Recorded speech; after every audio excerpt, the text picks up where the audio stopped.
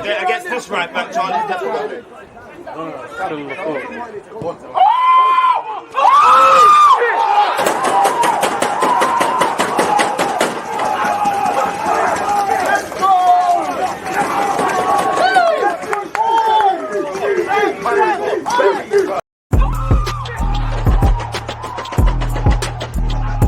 Because you always use that active red line defending. I think it's like.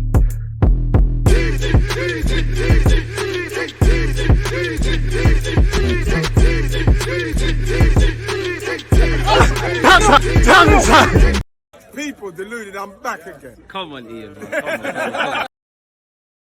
Come on. That gave me enough time to finish my breakfast biscuit. People deluded, I'm back again. I hope everyone's doing well and safe. No, you can still taste it. That was a lovely bit. That was a lovely breakfast biscuit. But on a serious note,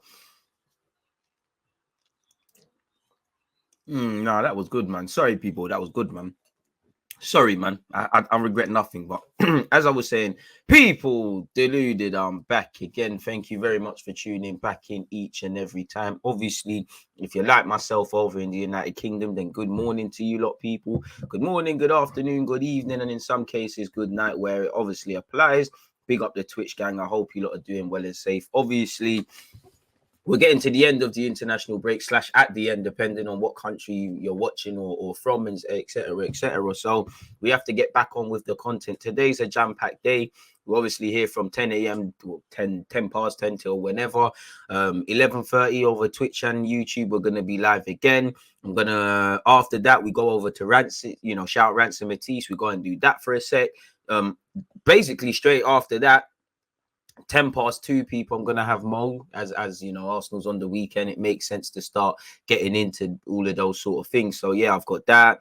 Statman Baines on Friday, but yeah, today enough content, man. 10 a.m, 11:30, 10 past 2, and if I remember correctly, we should be playing Football Manager. I could be wrong. If it's not there, then we are. Or I might switch it up and watch the Invincibles documentary, if I'm honest with you. So make sure you've got Amazon Prime or you're following with Amazon Prime. So yeah, big up you lot. Hope everyone's doing well and safe. It's Thursday, so I hope everyone's having a progressive week in terms of their goals, hopes, dreams, ambitions, aspirations, and all of that sort of stuff. Overcoming hardship. Without health, you're dead. So I hope everyone's got continued / better health. And obviously on that as well, people, yeah, man, I hope you're doing well and safe. Today, obviously, we're seeing that United are, but we know they want Ten Hag and they're going to have to pay some compensation. There's an update around Chelsea's ownership. There's a couple other bits and bobs around the, in terms of football. So we're just really going to crack on. Sorry, people. I have to make a mental. Where do we stop? We don't need that tab. We don't need that tab. I would say let's stop at this. Okay. So that. Sorry, if you don't know what I'm talking about, obviously I've got my Arsenal stuff tabs and we've got the neutral tabs. And, obviously we've got Amazon Prime as well. Man said Amazon Prime, the Athletic. So I hope everyone's blessed, man. Appreciative to you lot. A man said, been a long time since I've been on Twitch. Big up DG, aka the B-Tech Cedric. Aye, B-Tech Troops, Nathan, respect me. You've never seen Cedric score that goal that I scored. Allow it, man. But I hope you're doing well and safe, man. I love to see a first time comment. Appreciate you, my guy. What have you said? What's going on, DG? Who are we gonna get, bruv? Players, i.e. strikers for Arsenal. First, everyone's saying Osimhen, then Shik's possible. Now it's Nunes. What's your true opinion? My true opinion, is I don't know. Obviously, you said a couple of names we've been linked with. We've been linked with Dybala, Martinez, all of these guys. Just make sure you bring back something in it. I don't want to do all of this just to hear Lacazette and Eddie Nketiah have signed new deals and that's what we're going. I would like a striker. I would like a tier A striker. And what I mean by that is obviously we'd all have a world-class striker. It's not possible. For me, I define that as, for me, the Nunes is in comparison to who Arsenal have been linked with. I know Dybala is not exactly a striker, but Dybala, Nunes, Martinez, Osimhen, these, and who I know a lot of people not really liking at this moment, they would be my tier 1. So I would like a tier 1. Then if you could, a Jonathan David as well, an Ivan Toney, a Rafa Leao, Calvert-Lewin if Everton go down, depending on the price. If you could do something like that, then I'm all for it. So I would like 2 strikers. I mean, if you don't bring anything in, that's bad. Like for me, dream world, you get your plan A striker, you get a rotation striker that can contribute. As well as obviously on the left, and then it's Kushti in it. You probably let Balogun go out on loan again, keep developing, have a full season out there somewhere, and do your thing really and truly. So that was what I would want to see, if I'm honest with you. But yeah, man, I don't know. Telemans has been linked. Hell, every day there's a new midfielder in it. Fabian Ruiz, I would love that. Fabian Ruiz and a Martinez / Nunes would be amazing. We've been linked with João Felix and Dybala as well. We've been linked with hella guys. So time will tell, in it, really and truly. Time will tell. But yeah, man.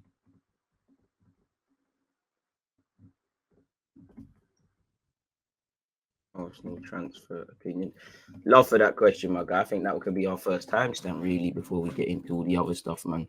But yeah, man, what I would say is let's just see what they're doing, innit? Because we're being linked with all these guys. We'll have to see, And in Jan, it was all Isaac and this guy and that guy. And we know January is difficult to do business. And primarily at a point, it all snowballed and became all about Vlahovic. Ultimately, we didn't end up with the man. So we'd have to see. As long as the team have done their due diligence, we should get something. And from what I see, we've been onto a striker. Tammy Abraham in this last summer as well, Broya as well. So there's João Felix. If I haven't said that, there's been bare names in terms of midfield and up front. Probably in the last 24 to 48 hours, you've seen a bunch of wingers. I don't know what that means, if it has anything connected with Pepe, but you've seen us linked with Gakpo. You've seen us linked with Rafinha.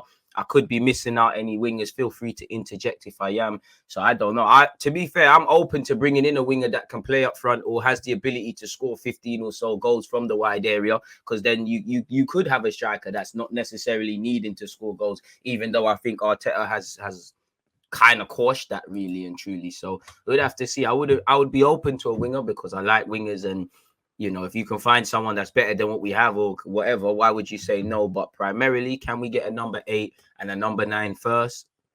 And someone that can play number 9, not he can do everything. He can be Wonder Wings. He can be a striker, but we don't know what he is. He's a number 9 and he can do other things. A number 8 can do other things, then maybe can do other things. Because even that, I really want João Felix and Dybala, but away from their quality and evidence how they better the team, is it necessarily what we need now? João Felix, bunch of potential, can score goals, can become a demon, but right now, is he necessarily a striker? No, he's a false 9, and that's what I'm saying. If you was to get him, could you get a tier 1 striker, which would be him, or a tier 1 player, and then get a striker for the squad? Because there might be games, João Felix does it, or Dybala, they do their false 9 thing, and I'm not saying they won't score, but sometimes we might just need a striker to do what it says on the tin, hold up play, bring other people in, put the ball into the back of the net. As I keep saying, as much as the game and football is developing, bro, keepers still, no matter how good you are with your feet, you still got to be able to catch. Defenders still got to be able to defend. Strikers can balance the team and general play and work hard and be good for the young players and be good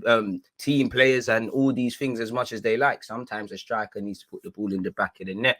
No disrespect to Lacazette, because he's been doing his thing for us in line with his capabilities. But there might come a time where Smith Rowe, Saka, all these guys that typically score, even, unlikely heroes in Gabriel, if they're not scoring, we might look at Laka a bit different, if the team was a bit different. So, yeah, man, I just want a bit more competencies, really. Even with Partey, bro, it's like, is there any coincidence Thomas Partey looks better? Because clearly he's got a defined role in the team, and it's crystal clear what your job is. If you want to do things other than that, then that's cool. Versus just slapping him in the midfield. You're Thomas Partey, you as at Atletico, work your magic, and as you've seen, that breeded mixed results. So great way to start this, man. Swear Cedric scored outside the box on his debut. He didn't do it like man, bro. DG, would you bring in the top man, Tomiyasu, straight back into the fold, or stick with Cedric? I can't lie, man. You big up Cedric, you've done your job, but this is 10 games left, the most vital period. If Tomiyasu has really recovered from his injury and, used this international break to do such, then he comes back in, really, the next 6 games, I really want the strongest team possible. Again, we're going to speak about 11:30, but you hear Ramsdale's rated as 50-50. Now, if I'm Crystal Palace, on top of the obvious, just making it difficult for us and tough for us there, put crosses into the box. You've got Leno. It's nighttime in South London game under the lights at Selhurst Park. Leno and Cedric are not Arsenal's first choice players, regardless of how well they may or may not have done when Ivor's come into the team. So I just think Tomiyasu, and for me, Tomiyasu gives us a lot in terms of just simply winning his first and second balls. So yeah, man, that would be it for me, really, if I'm honest.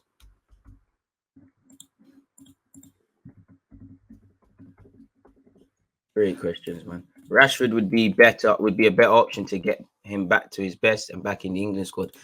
Yeah, man. I don't know for none of that. Rashford's a decent player, but I don't know for none of that, man.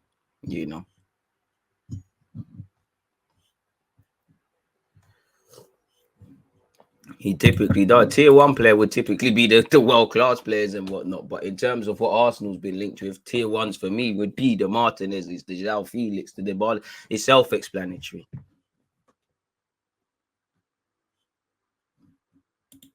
DG, where you at with Arteta now? Because I know from previous vids you always sat on the fence, which there's nothing wrong with, to be honest. Listen, I'm not Arteta. I've never been Arteta in or Arteta out. I judge it as I see it. I've previously said I'm more. If you had to press me on it, I'm more aligned towards Arteta in. That doesn't mean condoning everything. That doesn't mean everyone's got faults. The same way we praise Saka, Smith Rowe, Martinelli, and we say there's things to do better.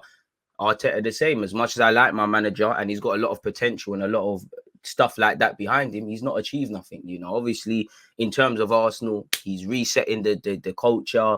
We're looking a bit all right. While the season's not done, we're looking all right. What I mean by that is he's not been there, done it like Pep or things like that. So if you're not been like that, then you should be judged. You've not got that sort of thing.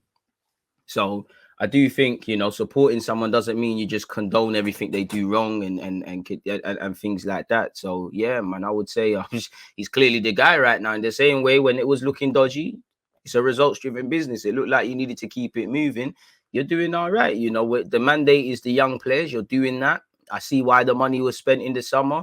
As much as you can keep a happy 25-man squad, as we know, footballers are demons. He's a diva, sorry. He's doing that. He's improving players. He's promoting confidence. We're getting consistency. We've somewhat salvaged some of our season with 10 games to go. We're put in a good position. So, yeah, it is what it is. But again, you need to see it through to the end, whether that's qualifying for the Champions League or just finishing in Europe. So we'd have to see, man. Right now, he's doing his thing. Simple as that, really.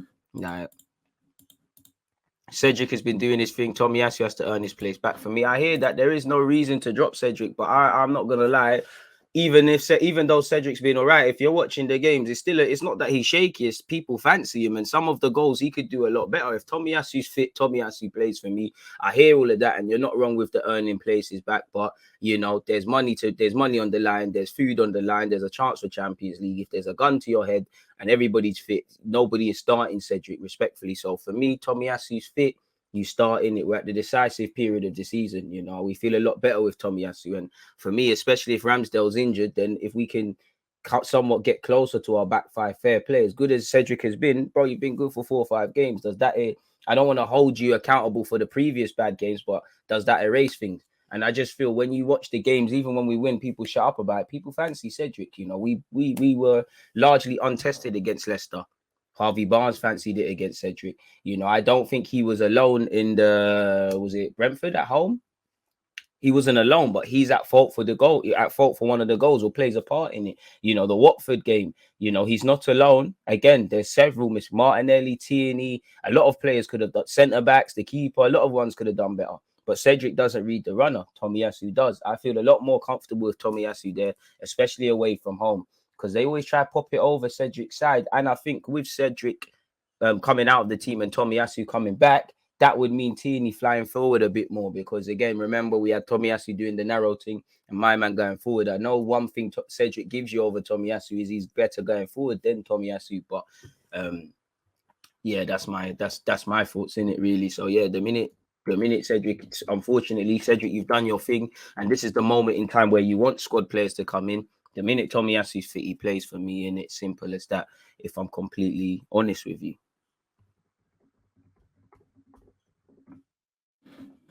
Love it. Keep it coming, man. Keep it coming. I think Cedric is better against a low block because he offers more going forward. Exactly. Which would be your two centre-backs if Saliba comes in? Who do you think would be the best partnership? It's a question for Arteta. Right now, the best partnership is Ben White and Gabriel because we haven't seen Saliba. So it's down to him to capitalise on any mistakes these players make, any losses of form. Some, one might just be dropped for Saliba to get a chance. So I would say the best one is the one that we just spent 50 million on a centre-back to go with the 30 on Cedric. It's 30 on Gabriel, apologies. I would say that's the best partnership because that was the plan for the summer. Now, I want Saliba to come in and obviously complicate that. Maybe you play so well to go back to the right back. Ben White shifted over there like he's done for Brighton, Leeds in England. And then you've got Saliba and Gabriel. Maybe Gabriel drops out. Maybe Ben White drops out. Maybe Saliba does it. Maybe Arteta switches to a 3 at the back or the ability to play such. I don't know. But I want Arteta to have headaches in the same way I want him to have headaches of who he plays in midfield, who he plays up front. He's got good little headaches at a stage. Aubameyang and Laka's form, whether he started both of them, dictated if other players were playing. You've got Martinelli, Smith Rowe, to a degree, Pepe fighting for that left-hand side. You've got Odegaard and Smith Rowe fighting for the 10. Saka, I obviously can say Pepe's there, but it's a bit of a free role. He hasn't really got competition. There isn't competition to play up front. There's nobody to play up front, really. You've just got everybody's favourite uncle with Lacazette for these young players. So, yeah, man, I would say that.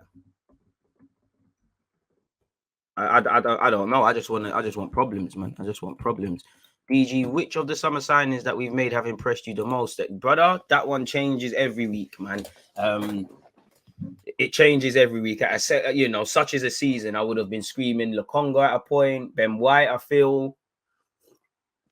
Tomiyasu's had his time. I would probably say for me, it's a bit harsh on Odegaard because I think Odegaard for me is one, but he was on loan already, so I'll kind of discount his thing respectfully because I think it would probably be Odegaard for me. But then again, I like Tomiyasu because there's just some sort of confidence in him. Like he's not going to do it. Like he's not 10 out of 10 every week and stuff, but just to know I'm going to get a 7, just some sort of basic consistency. I get confidence from that. And he just does his job. It's so refreshing just to have a player that just does their job. Like not everybody has to do the madman thing. Of course, I would like Tomiyasu to improve going forward a bit and whatnot. But I just think he's a calm player, man. And I feel, especially with what we saw at right back, I really respect what Tomiyasu comes with.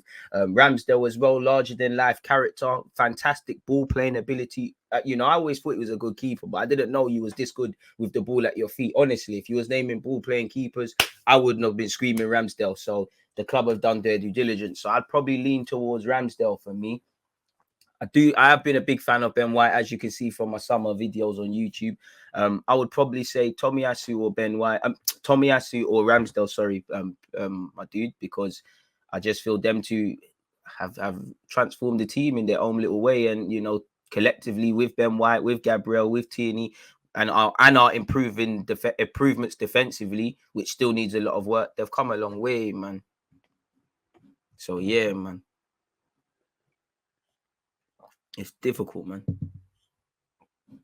Say we're signing no one and you have to take one back. Alexis Sanchez, Giroud, Aubameyang, all prime, yeah? Do you know what? Yeah, Giroud could cook in this team, I'm not saying Giroud would get 15, 20 league goals, but Giroud you'd be all right with these young tugs and that kind of like what the nimble players were kind of doing with France, He must be the best. If you're a guy that likes to dribble, Giroud's probably your best player because he's just on doing 1-2s and popping it round the corner. Prime Aubameyang. I'd say prime Aubameyang or prime Alexis Sanchez, assuming you're talking about prime broski, purely because Alexis. I know when I think of Alexis, I think of the left wing for Arsenal, but that false 9, I think, him as a false 9 to go with what we've got already, he would cook. A prime Aubameyang would cook as well. They'd all cook, but Alexis or Aubameyang. Aubameyang is what we need, innit? He'd score goals, and I think there'd be less need to care about his general play and that false 9 stuff if he's just scoring goals, really and truly. Probably say a prime Alexis Sanchez, a false 9 Alexis version, better yet, because he's going to slot into the team like a glove, really. Great question, though, man. Good questions. Do you think Man United will get Ten Hag or Poch? Honestly, I don't know, because on one hand, I think United are maybe not as close to appointing anyone as we think. I think they'll get Ten Hag, but I think they're more open to other targets potentially than giving credit for, quite simply. I think they probably will get Ten Hag just because it looks like, naturally Ajax, that's the progression. You're seeing Gravenberch move. People always leave Ajax and whatnot. You've seen Overmars goal, which allegedly Ten Hag is frustrated about away from what's happened. It feels like you kind of got to the end. It just feels like he's got, he's there. It feels like there's a lot less red tape to getting him than Poch. Poch, again, whether they're going to sack him or not's another thing. They probably have to wait on them sort of things. So it seems like there's more things behind the scenes with Poch. I would say Ten Hag, maybe just based on the links and whatnot, he looks like the one that's going to sign for them, innit? So it is what it is where that's concerned, man. But let's get into some of this stuff. Let's start going through things, man. DG, with the promise of this season and how things are looking up right now, what do you feel Arteta needs to do to kick this team on further? Well, depth would be the thing. We're going to have to be able to learn to play multiple competitions a week. So just get more experience, improve the depth. Clearly, like what we've been talking about, bro, a number 9 and a number 8. In your heart, do you see us getting top 4? I don't know, man. In my heart, I believe we've got potential. We're fighting all the way, but whether we're able to do it, only time will tell. You've got 10 games, whatever narrative or whatever fantasy you lot want to write, it's down to you lot, man. Whatever story these players want, it's down to them. They put themselves in a good position. It's down to them to see it through to the end. But yeah, keep them things there coming. Let's look at this quickly, people. DG and that. Well, obviously this ain't DG, but getting flowers from Ian is, come that's on. a big deal. That's a legend giving me flowers. I don't receive many flowers, and it's lovely from Ian. Got my little cameo. Like Ian is radiating his love. My little cameo. Come on. DG's little cameo, people. Big up Ian, right? Big up Righty, though. I'm milking this, man. You could never change. But yeah, shout out Uncle Ian, man. What's this? Well, I think that's one for the transfer news when we get into that part. United fans, Carlos Queiroz has left his Egypt post after they lost their chance of being in the World Cup after losing the playoff against Senegal. Haaland will leave that alone. On that, apparently Salah has hinted at international retirement with Egypt, man. That must be a bitter pill to swallow. Again, he's talking the next World Cup he could potentially play out with his country. It's a myth. And he took a terrible penalty. He was, the lights were doing the most, but yeah, you get the point. Apparently he was caught with teammates in the dressing room, kind of sounding like he's ready to call it a day, people, which pardon me for upsetting. Like, obviously, if I was a footballer, I'm always playing for my country, unless I'm like got the Benzema thing with what happened with Benzema or Roy Keane with Ireland. I'm always playing. I told the players before the match that I am proud to play with them and they are among the best I have played with. I played for some time with the previous generation, but I'm happy with the current generation. I am proud to play with you, and it was an honor for me. And what happened cannot be interfered with by anyone, because for the second time, it is a penalty shootout after the AFCON. I can't lie, it's poetic justice. It looks like Egypt keep playing for penalties, so it's nice to see you lot lose on penalties. I cannot cap. There's not much I can say, but it's been an honor.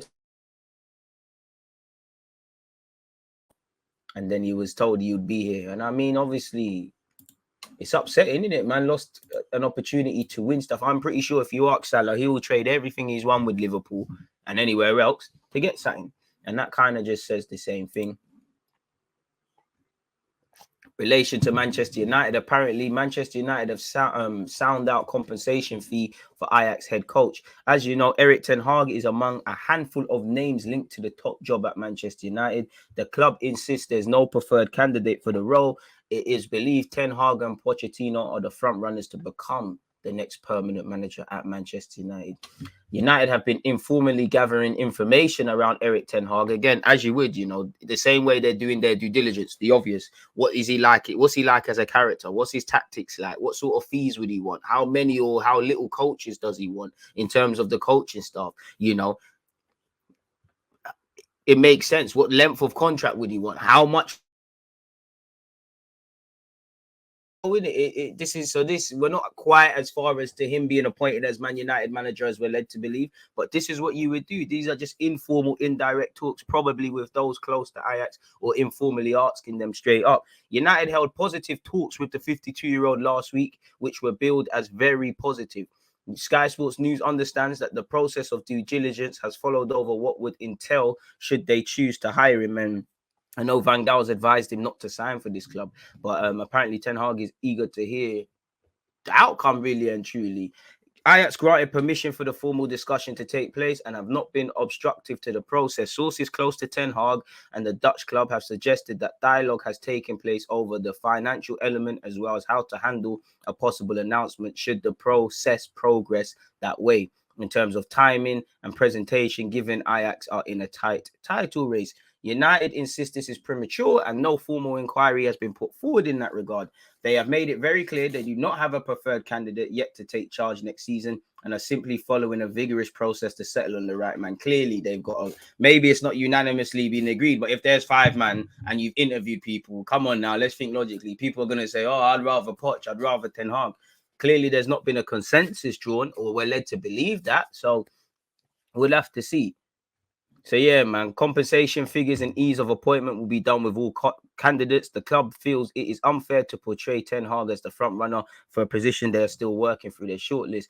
As you know, Luis Enrique is still under consideration. Luka Tegi's ruled himself out. I personally feel it's like when a man's ruled it, it's you doing all of that, really. And as we know, Ten Hag would be the easiest to secure, as Ajax expect him to keep. They'd have to pay around 15 to 20 million if they sack him and his staff, really. And if you're going to do that, Poch is probably waiting for the sack. But, maybe PSG are waiting for him to quit. So there might be certain fees that he's not entitled to. And Enrique doesn't make sense because when are they going to get him in? I can't lie. As much as you'd want to go and manage United, do you really want to... Bro, you qualified for the World Cup with Spain. It's in November. Do you just want to cut already? Surely you'd want to see it through to the end, in which it would entail United essentially writing off next season before it's played because you wouldn't have a new manager. Or you'd have someone, maybe Ralph, extending his caretaker thing, which is dead. But that's where Man United are concerned, people. In relation to Qatar 2022, apparently the CEO, Nasser El-Khatir, wants meeting with England manager Gareth Southgate to discuss his concerns, people. As you know, Gareth Southgate called into question the treatment of migrant workers in Qatar, which, again, it's not the first and it's not going to be the last time we see something like this. DG, how do you feel about the title race? Do you think Arsenal will be consistent enough to get it, or will they bottle it? Tottenham and United also play once a week. Now, it's down to them. Honestly, I don't know, A part of me is expecting crumbling, but a part of me is believing they can see it through to the end. But honestly, we're just going to have to see. Literally, it's down to them. Maybe the fact that we don't have a striker or a talisman might play a part. Maybe that will boost us, man. DG, do you feel Smith Rowe's better suited to the left wing or 10 row? But I like the way he plays on the left-hand side as a bit of a wide playmaker. So, yeah, this CEO brother has said he'd like to meet Gareth Southgate. Accusations concerning the treatment of migrant workers and poor record of human rights have plagued Qatar since it was controversially awarded the World Cup finals back in 2010. Southgate said he was now clear on the issues of hosting the World Cup in the region, and he plans to hold talks with the squad about these issues. To do what? To do what? Are we gonna, I am not excusing anything that's going on in Qatar. But, if we're going to do the moral police, the FA need to check themselves. Football clubs that these players need to check themselves. The products that these guys promote need to check themselves, And what are you lot going to do? Are you lot going to boycott a World Cup? I very much believe not. So what is going to happen really and truly? But anyways, this guy said Southgate as a coach and person, but has defended Qatar's treatment of workers. My question would be, who from the England squad has come to Qatar? My question to the coach, has he been to Qatar? Is he basing his opinions on public statements, on what he's read? Because that kind of issue, if you're basing it on opinions and you're very vocal about that based on things you have read, someone with a lot of influence, such as Southgate, somebody with a big audience, that listens to what he says, ought to pick his words very carefully, even in this flipping country. But we're not living in a first world country. People are relying on food banks. So, come on now. And I think that before making statements like that, when it comes to workers, he needs to come here and speak to workers and understand what workers get out of being here. Now, let's not lie. He is right. There is human rights issues. Same way Dubai, you would think everyone's flipping got a Ferrari in Dubai and whatnot, where you see certain things are not the same, or you see the kids of Brazil, or you see with the Olympics. What was the legacy of the Olympics? Because the people on the ground in East London, they might have a shiny fucking new Westfield, but they've seen nothing. So what are we talking about now? I'm not gonna, he's obviously condemned it. This is dead, man. Like, there's no need to keep going on about that, really and truly. Apparently, Chelsea takeover. John Terry's True Blues consortium holds positive talks with leading bidders over stake in the club. The fan-led group 10% stake in the Premier League club is in positive talks with 2 of the shortlisted bidders, according to the banker advising it. Allegedly, True Blues Consortium has approached 3 of the 4 consortia vying to end Roman Abramovich's near 2-decade tenure as owner of the Stamford Bridge club. And apparently, they said on Wednesday that they anticipated demand to acquire about 10% of the shareholding in Chelsea if it was sold at 2.5 billion. Thousands of supporters and dedicated fans have contributed over 100 million to True Blues. We're having positive discussions with 2 leading bidders and the bank in charge of the transaction. And our primary goal is to ensure that Chelsea fans have a voice during these unprecedented times. We are defending our valuable club's histories and principles, and hope that by allowing fans to own a piece of Chelsea, this groundbreaking new model will change how football teams are run. And I mean, there's a small section of Chelsea fans that never shut up about the fact that we own a fucking blade of grass at Stamford Bridge. So you could imagine how this thing is going to go. People close to the bidders believe the price could go beyond 2.5 as the quartet of contenders prepare to lodge their final offers on the 11th of April. So it is what it is. Apparently, rival bidders believe the Ricketts family are being given preferential treatment, which is crazy. Apparently, there's been compliance made that the Chicago Cubs owners were being afforded preferential treatment because they've been able to secure a meeting with Paul Canaveral, the club's first black player, to discuss Islamophobic comments made a decade ago. And obviously, they're playing the game. They're just getting him because it looks like, okay, we're trying to mend relations and whatnot. That's dead. Apparently, they've accused the Ricketts family, which is backed by hedge fund billionaire Ken Griffith, of a breach of rules of the sale by organising the meeting with Mr. Canaveral through Bruce Brock. So people are using their friends. A principal at another of the bidders dismissed their rivals' complaint, saying they've been informed that any bidders would have access to a meeting with Mr. Canaveral or other key figures connected to Chelsea if they request it. Rain is said to be keen to avoid the final 2 weeks of the most hotly congested auction in sporting history. And in short, allegedly remaining bidders to refine bids ahead of deadline. Once again, the bid is it. They have 10 days to make it. 11th of April, people. So where Chelsea are concerned, people, it is what it is, people. So yeah, man, as well as government consent in the form of a special license, Chelsea's new owners will also require the approval of the Premier League under a fit and proper ownership test. I mean, considering the last owners that have gone through, I can't imagine, or owner club sales that have gone through, I can't imagine there'll be any problems relation to this. So yeah, it is what it is where Chelsea are concerned, people. So yeah. It is what it is, man. If you're a Chelsea fan, that's you. Apparently, 5 substitutions could be making a comeback. Apparently, the Premier League will allow teams to make 5 subs a game from next season. I'm for that, especially if it's in the same format of what it was. I'm all for that. Why not? As you saw, Mbappe's chasing Thierry Henry's France record. Donnarumma, I can't lie, man. People forget you're a young goalie, and the last couple of times I've watched you for club and country, you've let in some shockers. Allegedly, he wants to return home to Italy. Juventus are monitoring the situation. Obviously, they lost out to PSG, and he's on a big boy contract at PSG. So, because of rules in Italy now, and because of Juventus's financial structure, it's probably a myth for you unless something happens. Really, a teenager's been sentenced to 6 weeks in prison, people, for racially abusing Marcus Rashford after England's defeat in European Championship finals. Good. Make sure you come out yourself. Can you please don't send him somewhere to the edge of flipping England. Please send him somewhere. Send him Feltham. He's 19. He could go Feltham. Go Feltham.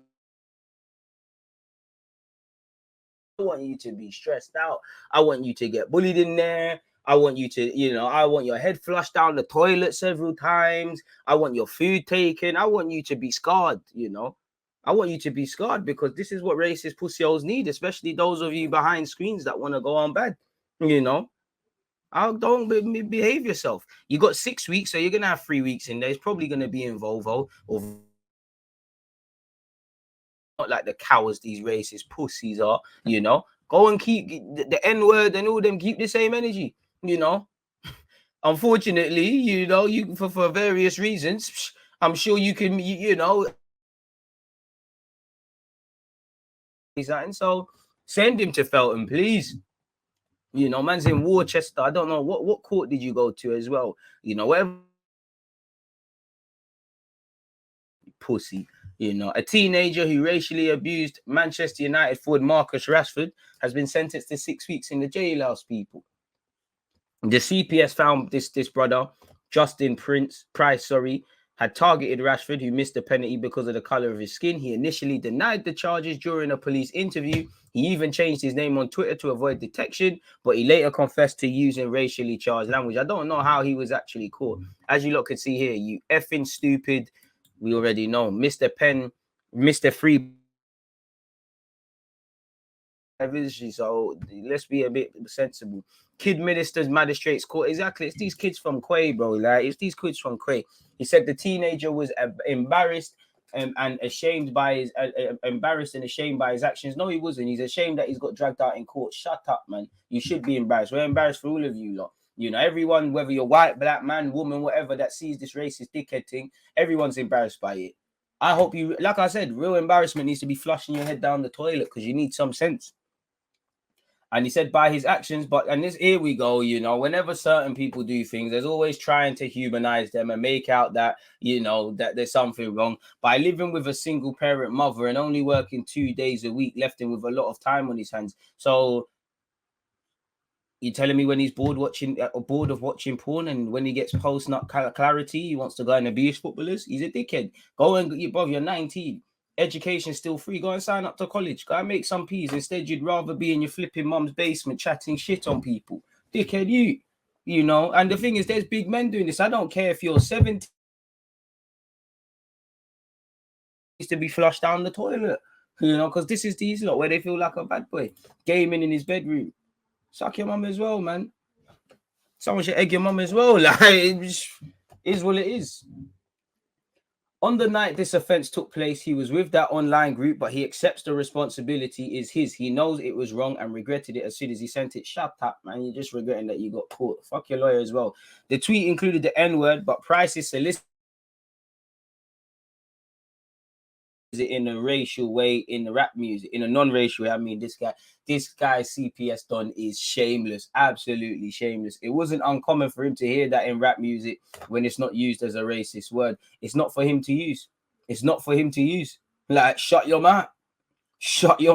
It was normalized for him. He didn't understand the use of that word and didn't intend it as a hate crime. Shut the hell up. He knew exactly what he's saying, bro. He knew exactly, even if he knew nothing about the racist word, he knew how the context should be applied. You effing, you stupid effing, you effing stupid.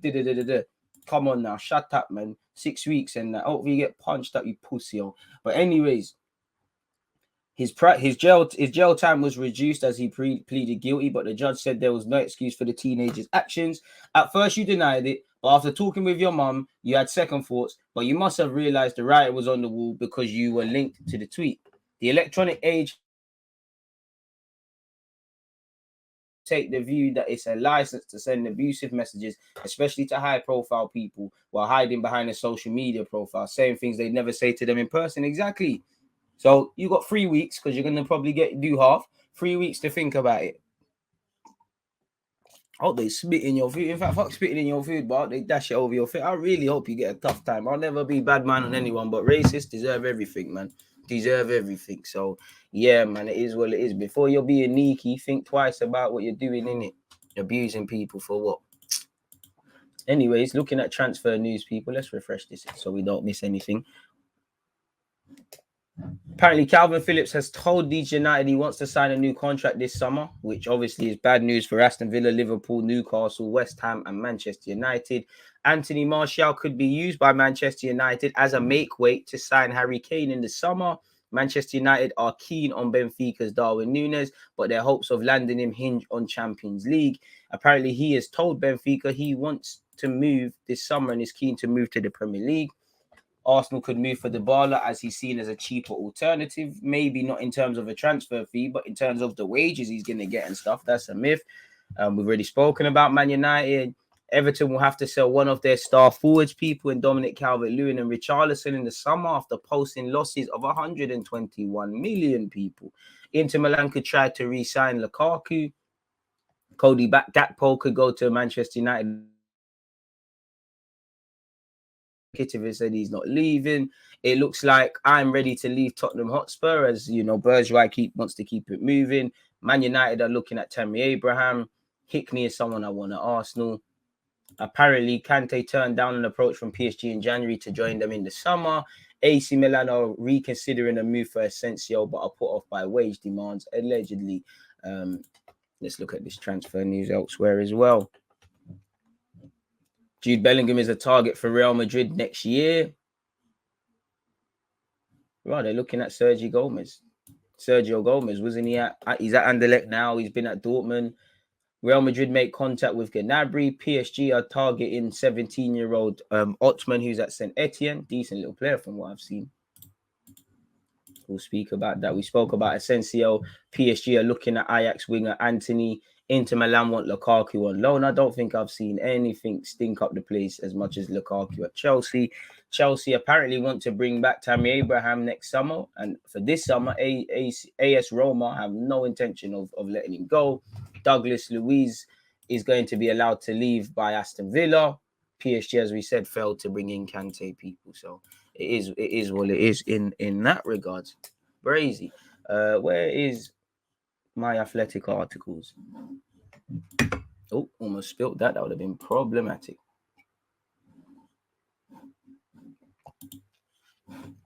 Why is the page not refreshing? What's going on? Ruud van Nistelrooy is to replace Roger Smith as PSV manager at the end of the season, people. Manchester United and Liverpool are to meet in a pre-season game in Thailand, people, as I'm sure they're about to go on tour in Asia. As you know, Barcelona beat Real Madrid to advance in the Champions League semi-final in front of a record women's crowd. That's good for the women's game. I believe Arsenal are playing today. El Clasico was watched by 91,000 people. You know, that's ridiculous. You know, that is ridiculous. And that actually tops the 90,000 that watched America versus China at the Rose Bowl 23 years ago, it says here. Brazy. So that's groundbreaking for women's football. And hopefully that sheds some more light on the women's game and whatnot. Everton, as we just said, Everton have lost more than 120.9 million during last year's financial year, and they're in trouble, especially if they get relegated, people. You know. And what didn't help them is gate receipts because of COVID. They made just 200 grand from 4 games being played. Everton are in problems, people. Boy. They've also confirmed they're working with the Premier League to ensure their ongoing compliance with the profitability and sustainable rules as previously reported by the Athletic. That is brazy. Very, very brazy. I believe yesterday Chelsea put tickets for games on sale for the first time since Abramovich was sanctioned. So, yeah, man, they're able to sell tickets again. And, yeah, man, that's all we've got to speak about in relation to footy talks and whatnot.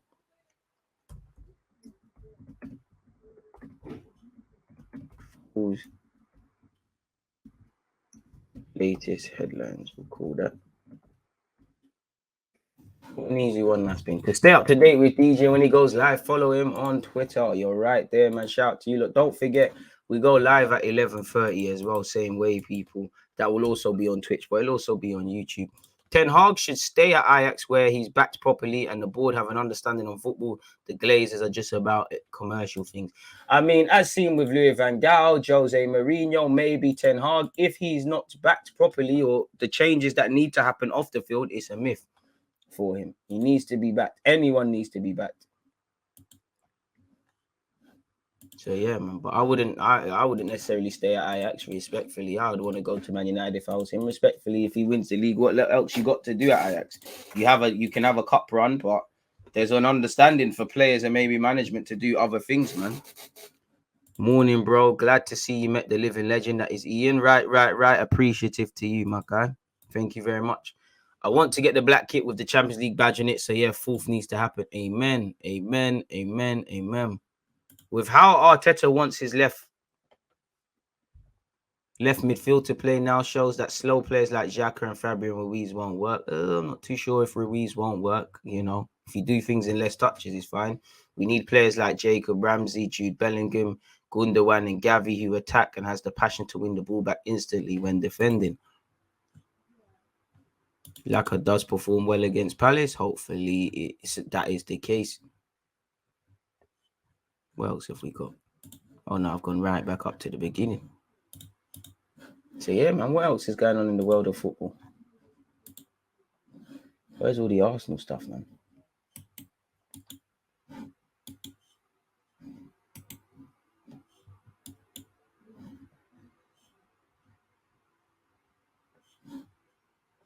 Where's my links gone?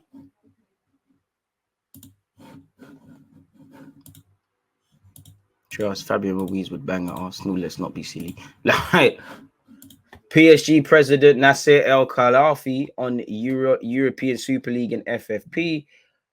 Just want to see exactly what he has said because the Super League thing is not going nowhere. With the ESL or non-ESL, I hate to say Super League, you're talking about 3 clubs. They know there is no chance. People are dying in Ukraine and have nowhere to sleep, and we are fighting about the Super League. The problem with ESL clubs is that they don't have stability. They don't have a long-term financial vision. They keep talking about their legal contract with the ESL. What they forget is football is a social contract. It's not a legal contract. They're waving around a piece of paper. Florentino Perez spoke to me at the Champions League game and said, we have to get to a point where we can speak to you. I was really tough with him, obviously, and probably with the Mbappe thing. I said I was happy to talk, but if he was going to do stuff behind my back, I'm not interested. He went on to say, I want to play those matches, the big matches. Of course I do. I know what the audience wants, but we cannot say you're a small club, you're out. It has to be an open system under the governing body where there is respect for everyone. I could have taken the ESL check for 400 million euros. They invited me. Then when I said no, I could have done it, especially during COVID. But what about the ecosystem, the fans, and the values you represent? You lot are on this thing, man. Let's not lie. Imagine there was no investment over the past few years. Football would have collapsed, I promise you. We are an investment fund. We bought the club for 70 million euros. We have received offers in the multi-billions. This is the brand we built as a real investment across the men's and women's team. People criticize because it's sovereign wealth. What about the other forms of ownership? Is the private equity takeover of sport about social good? What about the club's leverage to the sky by private individuals? Is that good? Barca is a fan-owned club with 1.5 billion euros debt. Does that work? Our investment in PSG also doesn't just help one club. Imagine PSG were not in the French league. Where would the league find an investment fund to invest 1.5 billion euros, which goes to the small clubs to invest? When you look at the full picture of what we are doing, it has raised the level. All right. He went on to say, this process started long before, this is FFP now, before I became ECA chairman. Second, the ECA is all about the collective leadership. Our ExCo, our vice chairman, our executive board, many decision-making bodies, all transparent, all involving clubs of all sizes. Do you think, even though I am chairman of the ESA, that one club can do something that the other 246 clubs and all other stakeholders don't want? It's madness, but people like to think I have some master plan. It fits the set narrative. As a club chairman, if you told me there was a salary cap, I would be the first one to sign. So that's what he has said. Roman Abramovich sanctions. Chelsea can't be business as usual. Chelsea cannot be allowed to operate as business as usual after sanctions were imposed on Roman Abramovich, says the sports minister. We've got to be careful about making sure there isn't any incremental new revenue generation, said Huddleston. Apparently, the Chelsea Supporters Trust believed more changes to the sanctions needed to be made as not to punish supporters. So yeah, man, it is what it is. We have had constant dialogue with Chelsea fans because the whole strategy throughout is to be very, very clear that Roman Abramovich has been sanctioned, and that clearly has implications. I was very, and he's the owner of the football club. We have tried to make reasonable modifications to the license to enable fans to engage with the club and continue as reasonably possible. I continue to work with fans, but I was very clear from day one, and it's still the case. This is not business as usual. This is a... So yeah, make of such what you will, people. It seems brazy for them and gazy for them. So yeah, man, it is what it is regarding that. Ooh. Siri, you haven't got anything to say to me, do you? So yeah, that seems to be that. What are you lot saying? If you lot are not saying anything, then let's see what's going on with Arsenal.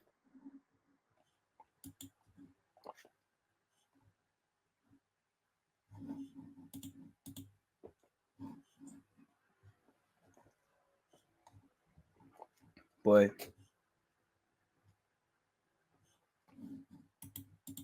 Crazy. Lovely. Doesn't seem like there's anything relating to Arsenal. Telemans is available allegedly.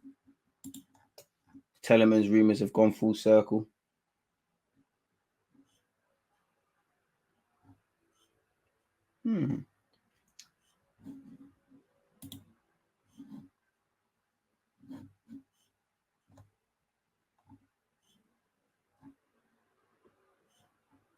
I don't really care what Jens Lehmann has had to say.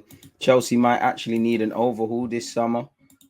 Boy, we're gonna have to see. By April, I think they'll, by the summer, I think Chelsea will look a bit more positive. They'll be able to continue as things have gone on. But right now, it's brazy for them, isn't it? Really and truly, it's extremely brazy.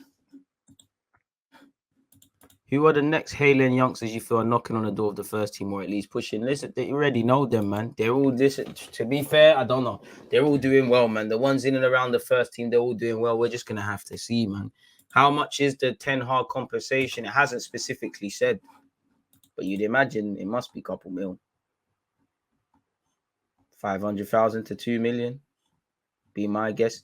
Allegedly, Barcelona have approached Dembele over a new contract, people, despite trying to force him out in January and draw him out. All of a sudden, you love him again, you stop booing him and all of that sort of stuff. So we'll have to see what's going on there. But with that, though, I might as well bring this to a close. In half an hour, I'm going to be live again on Twitch and on YouTube, where we're going to focus a bit more on Arsenal.